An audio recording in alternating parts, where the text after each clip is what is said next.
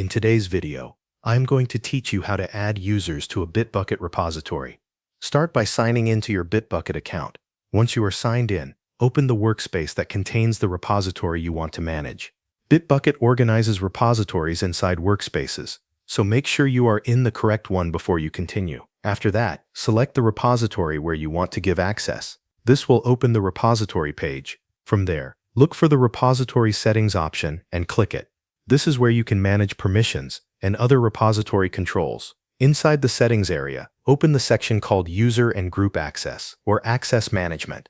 The exact name may vary slightly depending on your Bitbucket layout, but this is the section where repository permissions are handled. Next, choose the option to add or invite users. You may see a button labeled Add Users or Invite Users. Click that button to begin adding someone to the repository. You will then be asked to enter the Atlassian account details for the person you want to add. Type in the correct account information so Bitbucket can identify the user you want to invite. Make sure you select the right person before moving on.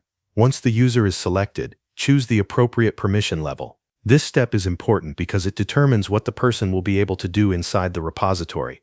Depending on the available options, you may be able to give read, write, or admin level access. Select the level that matches the role you want that user to have. After choosing the permission level, review the access settings carefully. Confirm that the correct user has been selected and that the permission level is accurate. Taking a moment to verify this helps avoid giving too much or too little access. When everything looks correct, click Add, Invite, or Grant Access to send the invitation.